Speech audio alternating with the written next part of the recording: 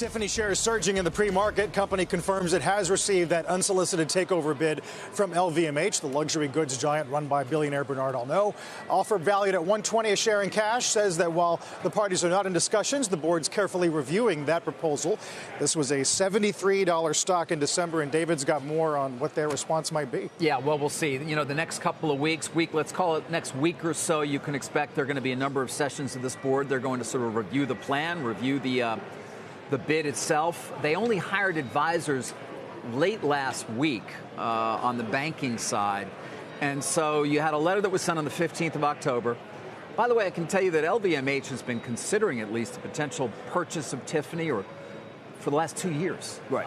Bernard Arnault thinking about it, Jim, for that long a period of time. But it was October 15th. They sent the letter, the 120 price tag.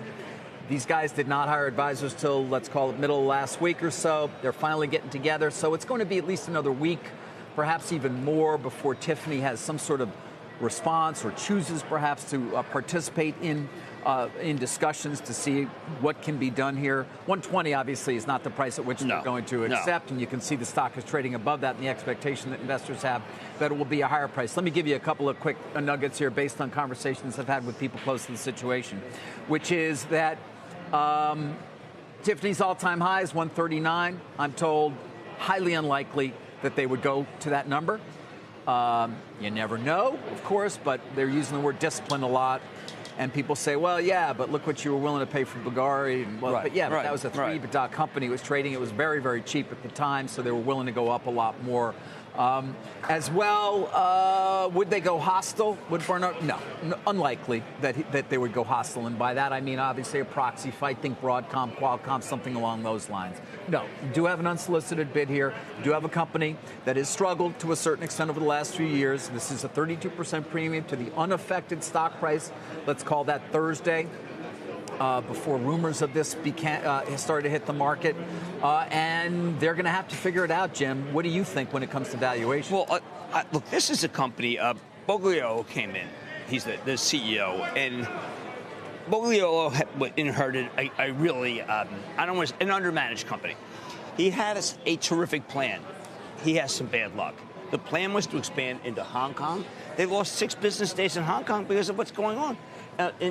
Really make a major presence in Beijing, in Shanghai, in e-commerce in China, in part because they recognize that this dollar problem is going to make it so no matter what they do in the United States, Macy's, they can't get it together. So there's some real bad luck here. This is not the time to be levered to China. It's not the time to be levered to Hong Kong. It is the time to pick them off.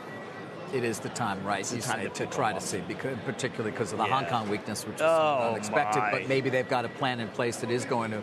So, it's unclear. I have not talked to any large holders here. The Qatar Sovereign Fund, I think, is one of the largest holders. Unclear where they would end up in all of this. Right.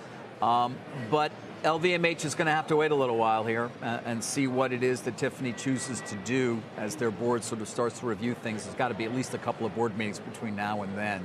We don't talk enough about how fabulous LVMH is. I had no idea. This is the biggest. $215 billion market value. He's either the second or third wealthiest man in the world. Not Yes. to mention their quarter and their guidance last week was just off the charts. Extraordinary. And this is Louis Vuitton, Moet Hennessy, but it's so much more. And I think that people, I was speaking to Mark Benioff about who is really the best. He's got so many retailers in his stable, but he said, why aren't you focusing more on LVMH? And I said, I focus on Sephora, which is unfortunately JCPenney. I focus on their high-end clothes, but this would be a capstone move because remember, Tiffany's moved up.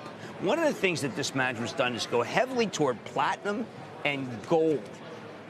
And down on silver. So it really fits the LVMH mode. I think they get their man here. Wait, you do? I do. You think they're going to prevail? Yes, I do. They have unlimited firepower. They do, but, to the extent that they keep saying to me, discipline, and they won't go to the all-time high, which is only $10 above where that stock is trading right now. Although there was some discussion this morning how it values at 25 times and EL's trading 28. Could you go that far?